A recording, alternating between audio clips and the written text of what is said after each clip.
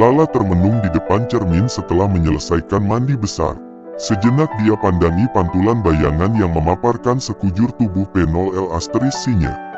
Sekilas terasa janggal, tak ada bekas gigitan, atau setidaknya rasa tak nyaman di bagian intinya yang dirasa cukup baik-baik saja.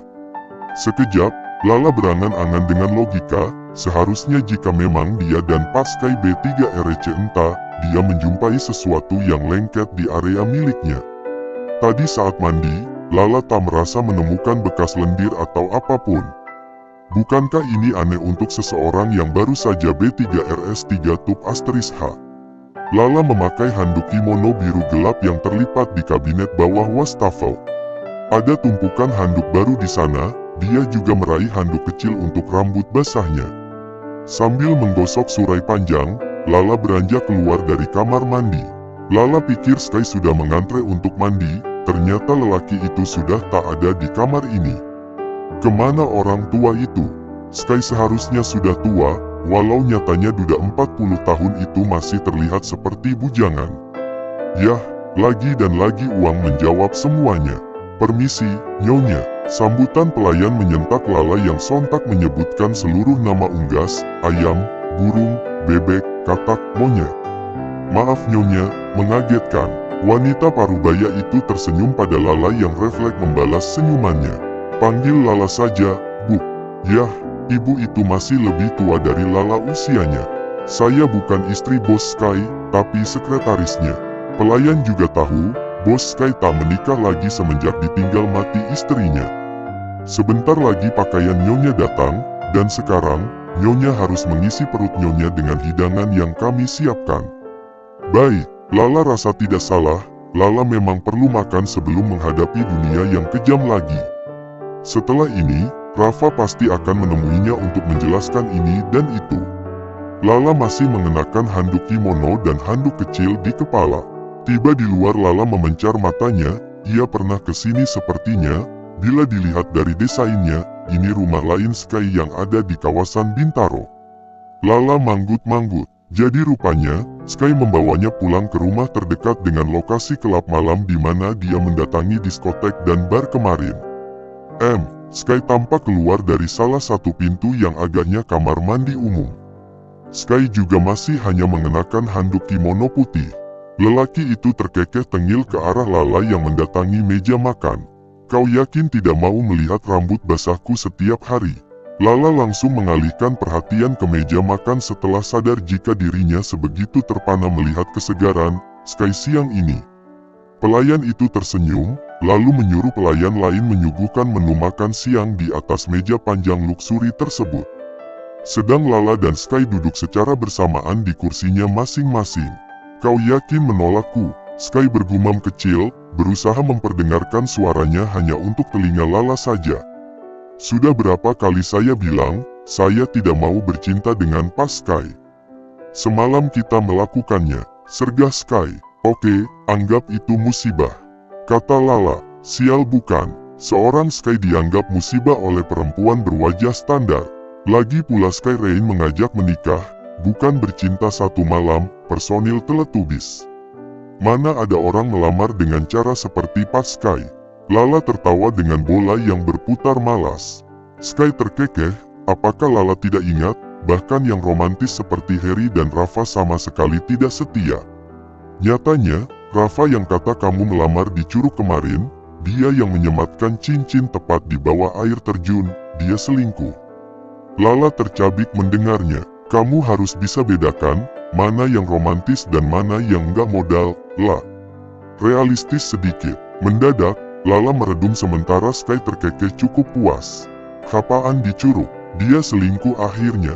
Bisa enggak usah bahas Rafa. Lala tak mau mengingat itu lagi atau, dia ingin mengakhiri hidup yang tak berpihak padanya. Kenapa? Sela Sky. Malu, berkali-kali menolakku, dan 2 kali hubunganmu gagal dengan cara yang tragis, satunya selingkuh. Menolak dalam artian apa dulu, Pak? Lala menyanggah tidak terima. Bukankah, Sky yang tak pernah serius melamarnya? Kau ingat saat pertama kali aku mengajakmu berkencan kau justru memilih menikah dengan Harry bukan Potter yang suka bentak Sky. Pelayan diam menjadi penikmat pertengkaran di siang hari. Setidaknya meski Kak Harry menghargai status perempuanku, Pak. Harry tidak pernah menganggap kalau aku wanita murahan yang dibayar lalu selesai. Harry menikahiku, buktinya kalian bercerai. Sergah Sky, tidak langgeng jodoh lebih baik daripada harus menjalani hubungan tanpa status dan diajak zina. Lala tak kalah katanya. Sky kemudian tertawa samar. Tadi aku bilang apa? Marimi, Marimi.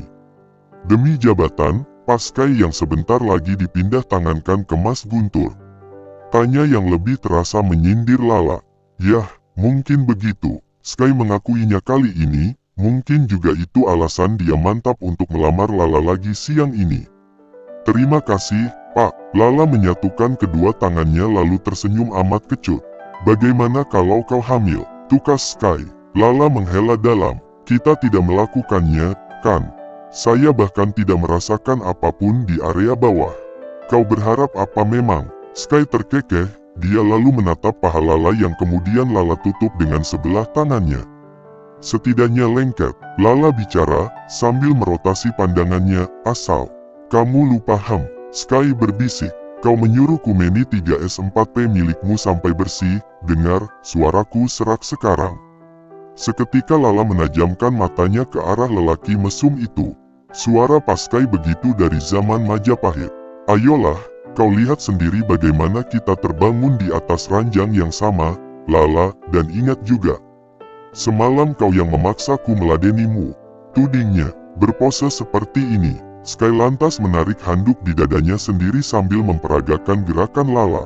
Tetetetew, ah Tuhan, Lala malu sekali kalau seandainya itu memang terjadi.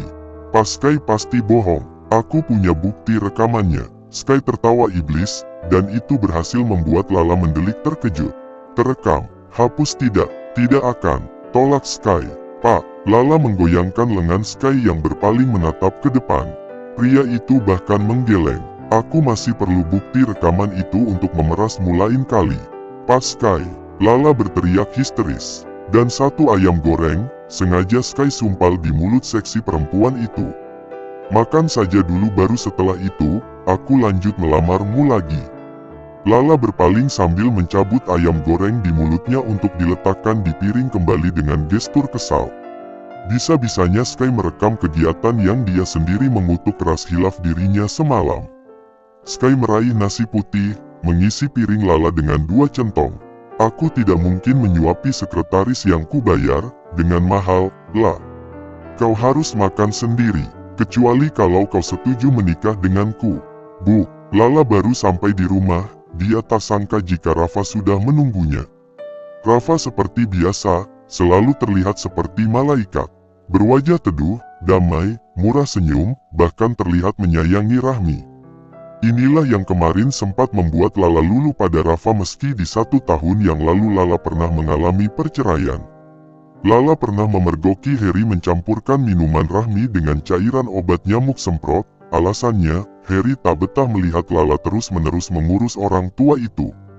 Hal tersebutlah yang akhirnya menjadikan Lala kekeh untuk bercerai dan melaporkan Harry ke polisi hingga berujung jeruji besi. Maka setelah Rafa masuk membawa cinta dan kasih sayang untuk Rahmi, Lala cukup tersentuh dan tanpa berpikir panjang ia menjatuhkan hatinya pada Rafa. Sekilas Rahmi seperti wanita tua pada umumnya, walau sudah hidup dengan banyaknya jenis obat. Rafa sudah nungguin kamu dari semalam loh. Oh ya, Lala tersenyum meski tak ingin, lalu mencium punggung tangan Rahmi. Ibu sudah makan, sudah sama suster. Lala tersenyum. Ia memang membayar suster khusus untuk Rahmi, setidaknya itu membuatnya lebih tenang saat bekerja keluar kota atau luar negeri bersama Sky. Sekarang istirahat ya, Lala menyuruh ibunya masuk, dengan memapa wanita yang sudah sangat kurus itu. Rafa diam membiarkan Lala mengurus Rahmi terlebih dahulu. Semalaman dia menunggu di sini, itu karena Lala tak pulang. Kalian kapan nikah? Tanya Rahmi. Ibu capek lihat kamu kerja sampai lembur, Neng, kalau kalian nikah, biar Rafa yang kerja. Lihat, Rahmi sudah cukup banyak berharap pada Rafa. Menikah juga butuh proses, Ibu. Rahmi mendengus pelan. Ibu pengen sekali diwafatkan sekarang, Ibu kasihan sama kamu yang kerja keras buat pengobatan ibu sampai tidak ingat menikah, Lala. SSSTT, jangan bilang begitu. Lala kembali memaksa Rahmi berbaring. Sekarang ibu istirahat. Lala tarik selimut Rahmi, menitipkan wanita tua itu ke susternya sebelum ia kembali keluar untuk menemui Rafa yang sudah siap memberondong dengan pertanyaan. Kamu nggak pulang kemana? Kemarin, Rafa sulit sekali dihubungi, dan sekarang Rafa peduli. Minggu-minggu lalu kamu sibuk sama kafe kan? Bahkan sering banget bilang maaf nggak bisa antar aku ke kantor. Kamu bilang ke Singapura. Aku salah. Rafa berlutut. Sejenak, lelaki itu seperti kekasih yang serius, tapi nyatanya Rafa hanya sibuk mendatangi jika ada yang dimau saja. Buktinya, terakhir setelah menggadaikan kalung dari Sky, Rafa terus bilang aku sibuk dan kafe sedang ramai. Bahkan, Lala tak mendapat perhatian khusus saat dia datang ke cabang kafe di Jakarta Selatan. Hanya diperlakukan biasa layaknya pelanggan kafe yang lain. Nggak perlu diperjelas kalau kamu salah, Fa, kamu sudah mengkhianatiku terang-terangan. Tapi lelaki perlu seks, lah, decak Rafa. Dan kamu tidak memberikannya. Itu bukan alasan, Fa. Sergah Lala, seharusnya kamu langsung nikahi aku kalau kamu sudah butuh seks. Tapi kemarin kamu yang bilang sendiri, aku harus sabar sampai kafe kamu maju. Rafa tak bisa menyahut karena ucapan Lala benar adanya. Aku saking gak sabarnya kamu nikahi, aku sampai harus menggadaikan jam tangan juga kalung dari bos supaya usaha kamu cepat maju seperti yang kamu bilang. Aku minta maaf. Rafa hilaf, makanya dia kesini untuk kembali dan berjanji tidak akan mengulanginya lagi. Demi ibu jangan putus. Rafa tahu kelemahan Lala, tapi Lala lebih sadar diri pada akhirnya. Cukup, Fa, kita selesai. Selera kamu gadis yang masih muda kan bukan wanita sepantaran sepertiku kan? Bukan itu alasanku, jajan. Apa? Sergah Lala. Rafa ingin bicara jujur, tapi sulit. Takut, jika ini anak membuat Lala tersinggung. Dandanan kamu terlalu biasa, Yang. Pola pikir kamu juga terlalu monoton. Terlalu boring untukku yang menyukai tantangan. Aku yakin kamu akan lebih cantik dengan tampilan yang lebih manja lagi. Aku memang membosankan. Lala paham kok, Lala sadar diri, sedari dulu dia terlalu serius menjalani hidup, makanya terkesan membosankan dan tidak menarik.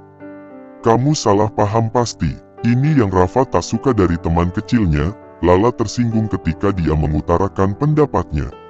Aku yakin kafemu akan sukses, Fa. Dan kamu bisa cari yang lebih muda bahkan lebih cantik dariku. Lala dan air mata yang terjatuh barusan, perlahan mundur dari hadapan Rafa, hingga menutup pintu rumah. Sayang, Rafa yang sedari tadi cukup terhenyak karena bingung harus membujuk Lala dengan kata apa, dia beranjak dari lamunannya. Kasih aku kesempatan lagi, La. Rafa menggedor pintu yang sudah Lala kunci. Dada Lala sakit, ternyata memang Rafa menemukan kekurangannya. Kaku, monoton, dandanannya biasa, dan membosankan. Kalau begini cara Rafa memandangnya, Lala yakin di saat Rafa menjumpai kejenuhan, Rafa tak segan untuk lari mencari hiburan berupa sugar baby di luar rumah. Di lain hunian, Sky asyik berjalan mondar-mandir.